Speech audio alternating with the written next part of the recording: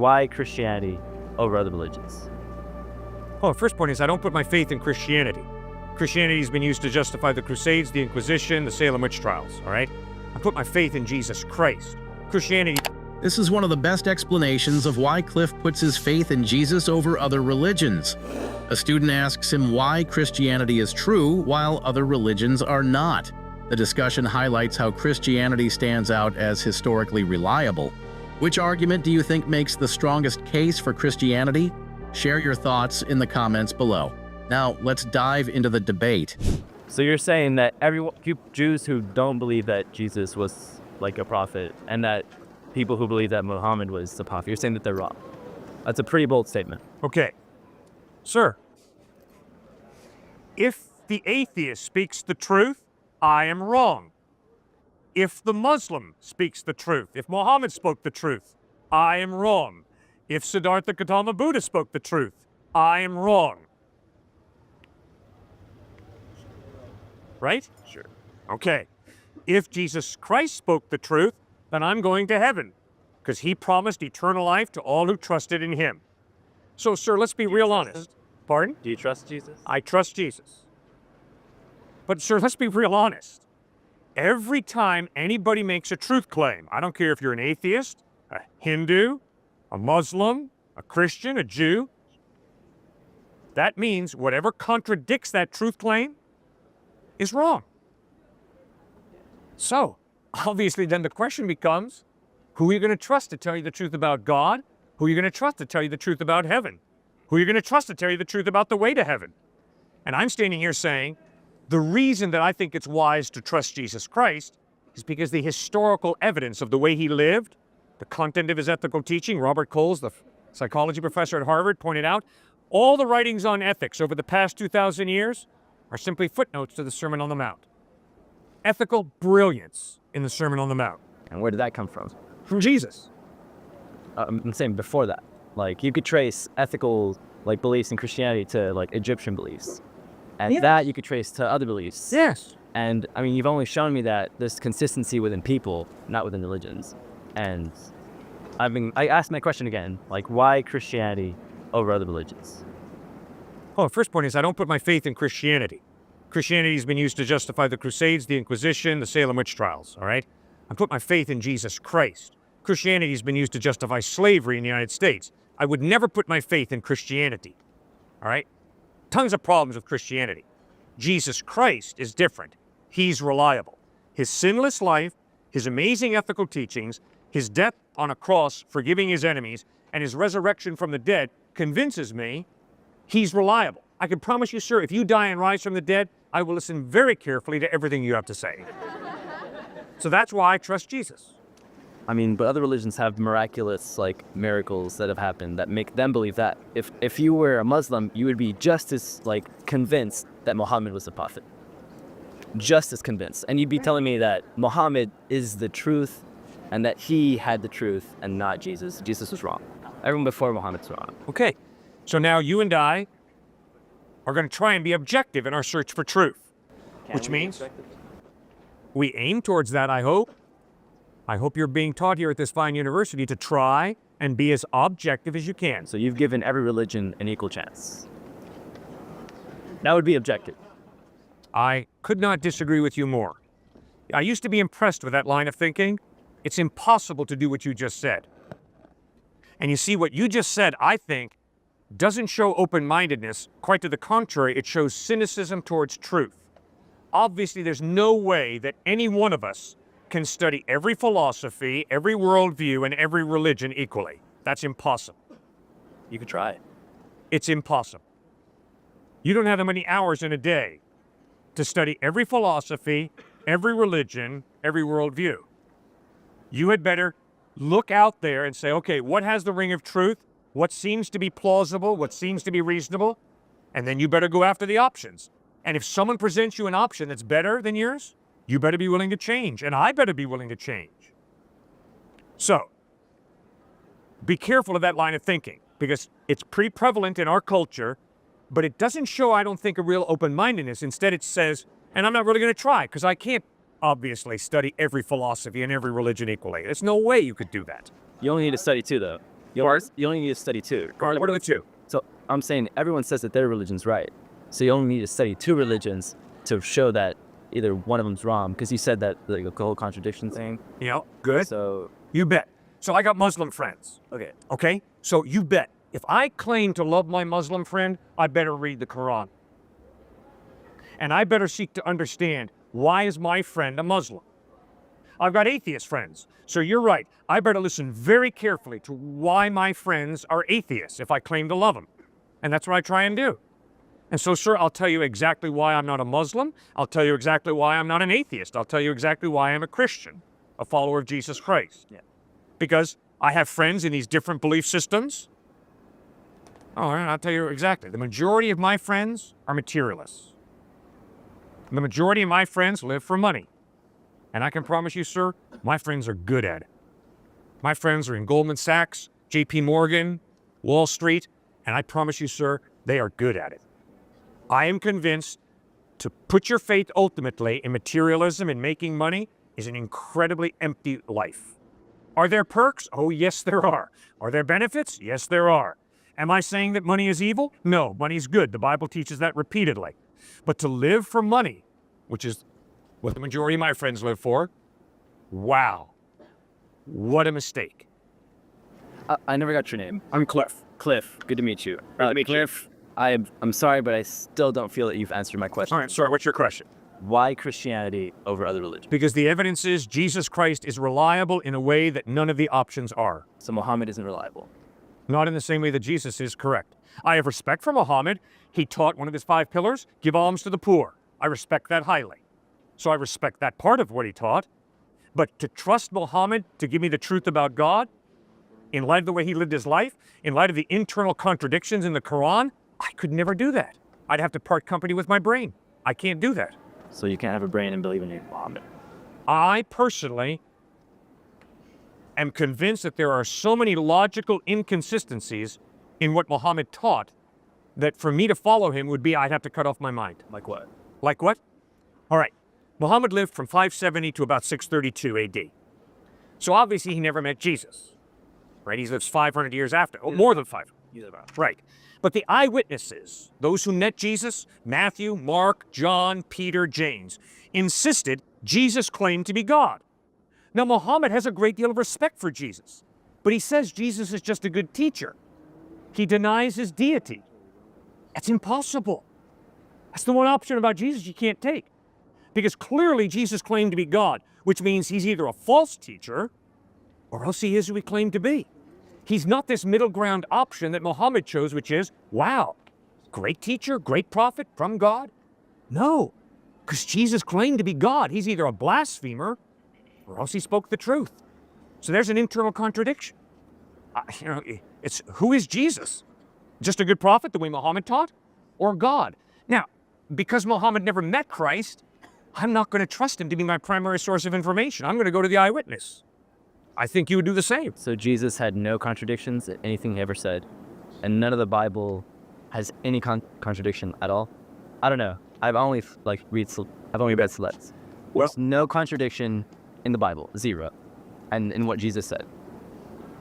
You know There more are- than I do. there are textual problems in the Bible. What does that mean?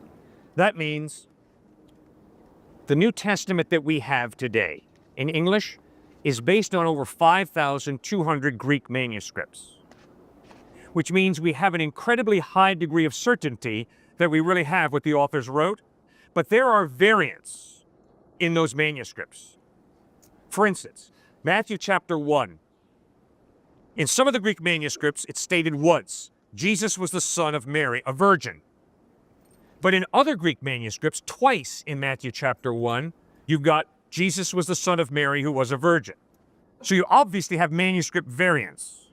And Bart Ehrman, head of the religion department down at UNC Chapel Hill, I got to debate him about 20 years ago, and he just put out that best-selling book that a lot of people have bought that says, there are over 400,000 manuscript variations.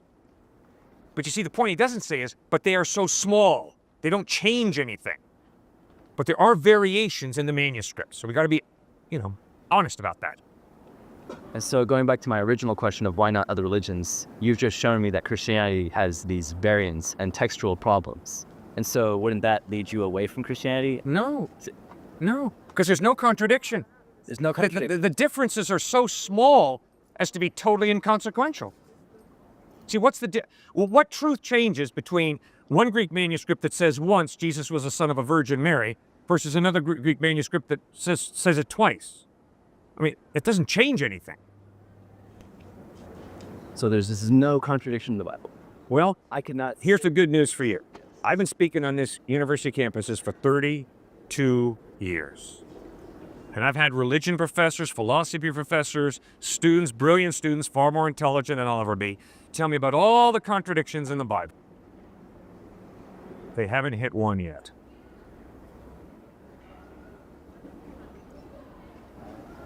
So there's no contradiction in the Bible. So just say, I want to be sure. I don't want to read the Bible today and find one that I think is the contradiction. Good, because according to you, I'd be wrong. But good. I'd be confused. Right. But let's clarify something. I'm going to talk to my wife later tonight. She's up in Connecticut. I'm going to say to her, I spoke to a very articulate young man who had a bike today. That's right. But Later in the conversation, I'm going to say, honey, I spoke to over 100 people today. That's not a contradiction, right? no, because I'm included in one of those. Exactly. So I debate religion professors at times, and they'll say, well, one gospel says there was one angel in an empty tomb. Another gospel says there were two angels. There's a contradiction. If one gospel said there was only one angel at the empty tomb, and another gospel said there were 2, 3, 4, or 5, then you'd have a contradiction. It is not a contradiction for me to say, I spoke to one man, I spoke to over 100 people. Because my perspective at one point, yes, I was speaking to one gentleman. And obviously I did speak to over 100 people. So you have different perspective. It's like this. You see, this is really confusing. I don't know why some people far more intelligent than me don't get it. You and I standing on the street corner down there in Guadalupe. We see two cars come together. We hear a woman scream, and there's a screech of brakes, and there's a collision. So the police haul us into the office and say, what'd you see? And you say, well, officer, I saw these two cars coming down the street. I heard a screech of brakes, and there was a collision. I say, officer, I saw the two cars coming down the street. I heard a woman scream, and there was a collision. Are we contradicting each other? No. We're giving two different but equally valid perspectives.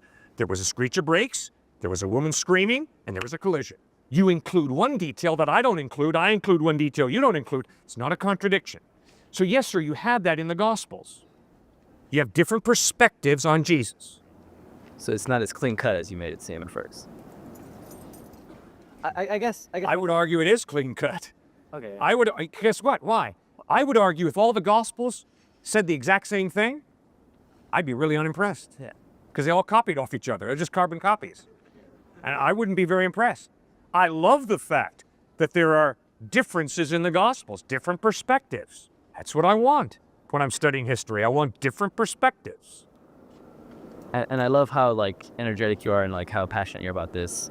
But I feel like a Muslim would be just as passionate about his good.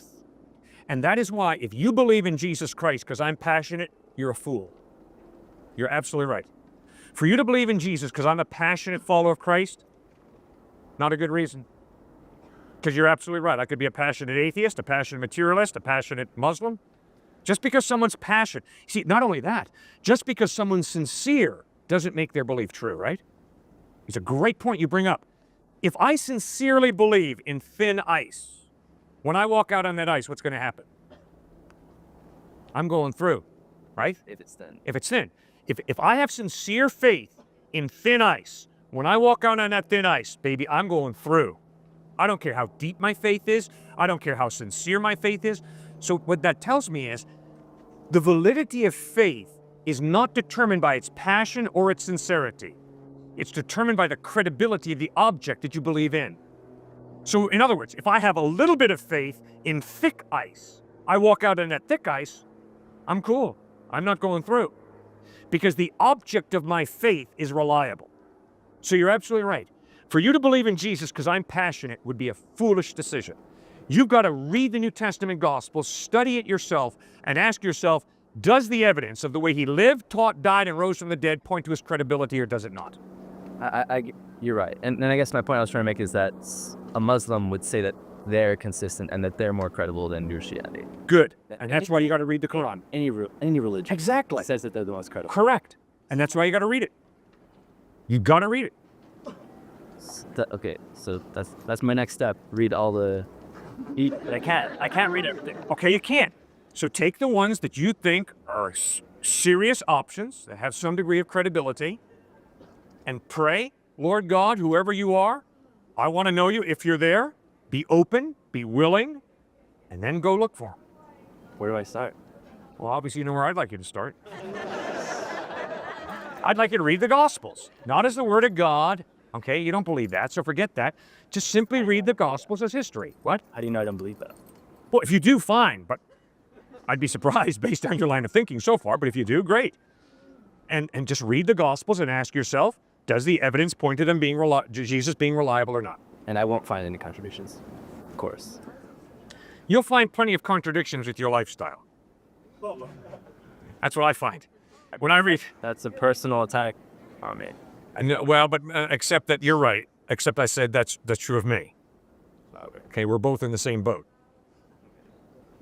You see, I love an indefinite God, because an indefinite moral God allows me to do whatever I want to do. I am offended by a definite, authoritative God, because that means I got to change, and I don't want to change. So there's the contradiction. The contradiction between me and Jesus is, I don't want to live the kind of life he calls me to live. You don't want to live Jesus' life? Mm-mm. I like being selfish. It comes very naturally. I like being greedy. There's a big part of me that does not want to give my money away. And that's why, to be honest with you, sir, I don't know that I have given enough away. I'm not sure that when I get to heaven, I'm not going to hear from Jesus. You know, Cliff, you were blinded by all the materialism around you in your culture, and you kind of bought into it too much. Now, I try to give away, okay? I try to obey Jesus and I try to give away, but I'm not sure that I haven't rationalized a lifestyle that is too opulent, it's too much taking care of me and mine, and not generous enough to God's unfed children. And you see, that bugs me. See, that'd be a very good reason for me not to believe in Jesus. So that's the contradiction. And I don't know you, but I can almost guarantee you, because you're a fellow sinner like I am, that's going to be the hard part. I'm a sinner? Mm-hmm. Oh, no. Well, Jesus says we all are sinners. And I've only met one student at MIT who claimed to be perfect. Now, if you want to be the second one, go right ahead and claim to be morally perfect, but I can promise you all of his MIT classmates burst into laughter. Because we know we're not perfect, morally. We experience guilt. We know we've done wrong at times. I certainly have.